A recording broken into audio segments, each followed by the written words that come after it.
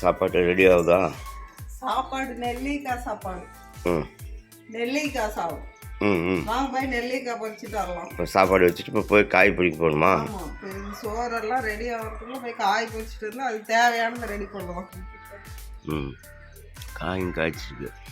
Super காய்.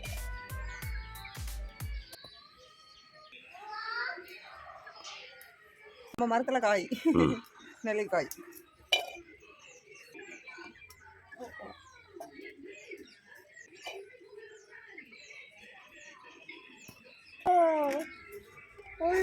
எனக்கு note வேணும். அப்பா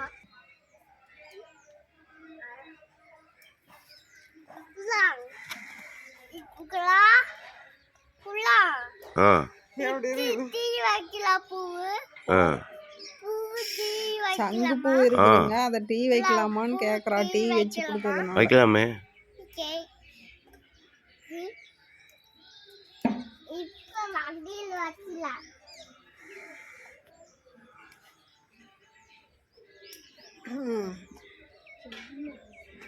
அவ்வளோதான், பொரிச்சாச்சு. சூப்பர் காய். வாங்க போகலாம். பொரிச்சிட்டிங்களா? பொரிச்சாச்சு. பார்த்தாருங்க. கொண்டா ட்ரை. எப்படி அழகா இருக்கு காய். சூப்பர் சூப்பர் காய்.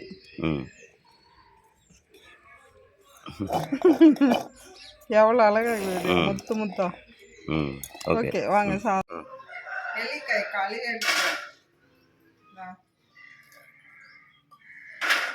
பாருங்க, சூப்பராக இருக்கும் நெல்லிக்காய். நம்ம தோட்டத்து நெல்லிக்காய் இப்படியெல்லாம் செஞ்சு தந்தா பிள்ளைங்க விரும்பி சாப்பிடுவாங்க. உடம்புக்கும் ரொம்ப நல்லது. மலைச்சாரல் மாதிரி எப்படி.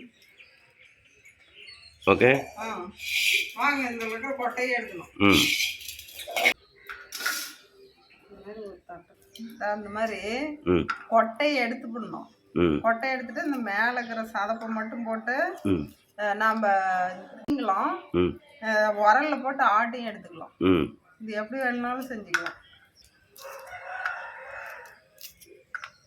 இந்த மாதிரி எடுத்து பிள்ளைங்க அப்படியே கொடுத்தா சாப்பிட மாட்டாங்கல்ல, அதனால இப்படி சாதம் வாரத்தில் ஒரு நாளைக்கு செஞ்சு கொடுத்தா உடம்புக்கு பிள்ளைங்களுக்கு ரொம்ப சத்து, நல்லது. நம்மளும் சாப்பிடலாம், பிள்ளைங்களுக்கும் கொடுக்கலாம். உலக்காஞ்சிடுச்சா? அரிசி கொடுப்போம். இது வேகிறதுக்குள்ள அதெல்லாம் ரெடி பண்ணணும்.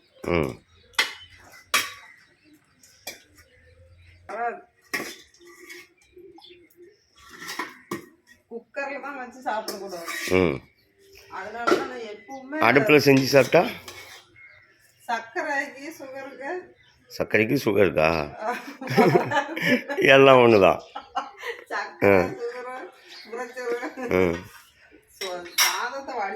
இல்லை, அடுப்பில் விறகு அடுப்பில் வச்சு செஞ்சு சாப்பிட்றது உடலுக்கு நல்லது.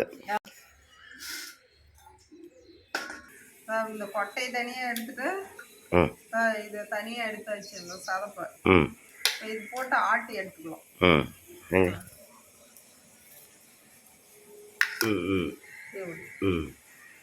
தனியாக எடுத்துக்கணும். இப்போ ஆட்டி எடுத்துக்கலாம் உரல்ல. ஓகே, இதை கொட்டிக்கலாம். ஓகே வச்சுட்டு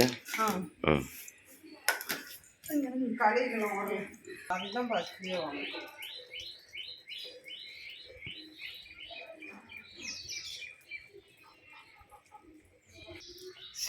சிப்பி வச்சு வடிக்கிறது. இதுதான் அப்படியெல்லாம் வடிப்பாங்க. திரும்ப அடுப்பில் வைக்கணுமா? அப்பதான் சோறு நல்லா இருக்கும். வரிசிப்பியே இதுதான் அப்பெல்லாம் வடிக்கிறது.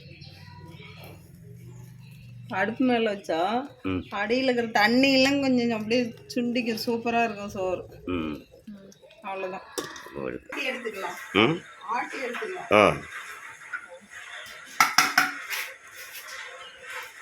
அதே அடுப்பில் எனக்கு தண்ணியும் சுட வைக்கலையா? சுட வச்சு ஊற்றிக்கலாம். தண்ணி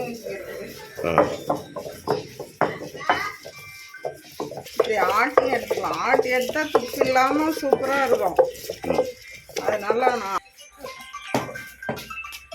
எவ்வளோ நேரம் ஆட்டணும்? சும்மா 10 நிமிஷத்தில் வந்துட்டு வரல. அப்படியா? ஆமாதான், அதுக்குள்ள வரும்.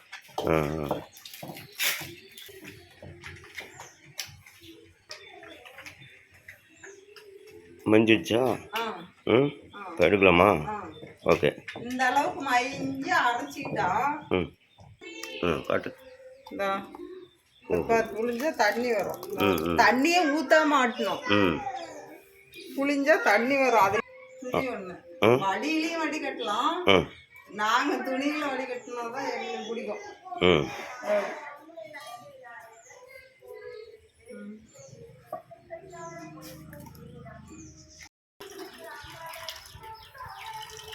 தண்ணியே ஊத்தாமாட்டி எவ்வளோ தண்ணி வருது பாருங்க. சரி, தாளிச்சுக்கோ. தேவையான பொருள் எல்லாம் ரெடி பண்ணியாச்சு. என்னது? நெல்லிக்காய் சாறு எடுத்தாச்சு. அப்புறம் கடுகு, கடலைப்பருப்பு, உளுத்தம்பருப்பு எடுத்துக்கலாம். தேவைன்னா முந்திரி பருப்பு சேர்த்துக்கலாங்க. அப்புறம் பூண்டு சின்ன சின்னதாக கட் பண்ணி வச்சுக்கிறோம் உரிச்சு. அப்புறம் கருவேப்பிலை கட் பண்ணி போட்டால் பிள்ளைங்க சாப்பிடுவாங்க. அப்புறம் மஞ்சத்தூள், பெருங்காயத்தூள், ஜீரகத்தூள், வெந்தயம் கால் டீஸ்பூன் வறுத்து அரைச்ச தூளுங்க, வரமிளகாய், அப்புறம் தூவுறதுக்கு ஓகே, உப்பு, எண்ணெய் ஊற்றி கடுகு, உளுத்தம்பருப்பு, கடலைப்பருப்பு போட்டு பொரிஞ்ச பின்னாடி கருவேப்பிலை போட்டு அதுக்கப்புறம் பூண்டு போட்டு நல்லா வறுத்து.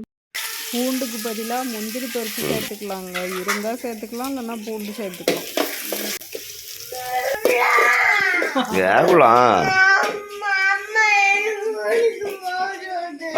பூண்டு வதங்கின பின்னாடி வரமிளகாய் சேர்த்துட்டு அப்படியே கொஞ்ச நேரம் வதக்கிட்டு இப்போ அரைச்சி வச்ச பொடிங்கள்லாம் சேர்த்து அப்புறமேலு நெல்லிக்காய் சாறு ஊற்றி தேவையான அளவு உப்பு போட்டு நல்லா கொதிக்க வச்சிடலாங்க. பாருங்க, இந்த அளவுக்கு சுண்டி வரணும் குழம்பு. சூப்பராக சுண்டி வந்துருச்சு பாருங்க. அவ்வளோ தண்ணி இருந்தது, அவ்வளோ சுண்டிடுச்சா? ஆமாம், இப்படி சுண்டின பின்னாடி எடுத்தா தான் பாருங்க சோறு கலர்றதுக்கு சூப்பராக இருக்கும். பாருங்க, இந்த பக்குவத்தில் தான் சோறு கலரணும். கலர் நல்லா தெரியுதுல்ல பாருங்க. இப்போ சோறு கலரிக்கலாங்க. சோத்தில் போட்டு சாதம் வந்து ரொம்பவும் சூடாக இருக்கக்கூடாது, ரொம்பவும் ஆறிக்கூடாது, மீடியமாக இருக்கணும். சூப்பராக இருக்கும் டேஸ்ட்டு. உடம்புக்கும் நல்லது. பிள்ளைங்க அப்படியே நெல்லிக்காய் கொடுத்தா சாப்பிட மாட்டாங்க. இது மாதிரி செஞ்சு கொடுத்தா நீட்டாக சாப்பிட்டுக்குவாங்க. நம்மளும் சாப்பிடலாம். புளிப்பு வருமா? எப்படி வரும்? புளிப்பே வராது. சூப்பராக இருக்கும் சோறு. தேவைன்னா கடலைக்கொட்டை வறுத்து போட்டுக்கலாம், தேவையில்லைன்னா இதே சாதத்தை சாப்பிட்டுக்கலாம். இதுக்கு வந்து உருளைக்கிழங்கு தொட்டுக்கத்து வச்சுக்கிட்டா சூப்பராக இருக்கும்.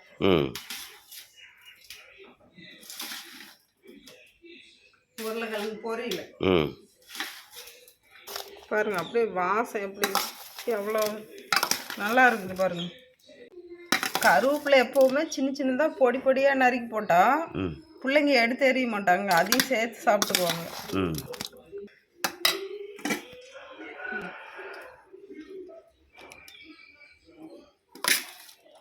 கொத்தமல்லி கொத்தமல்லி எடுத்து போட்டால் டேஸ்ட்டாக இருக்கும்.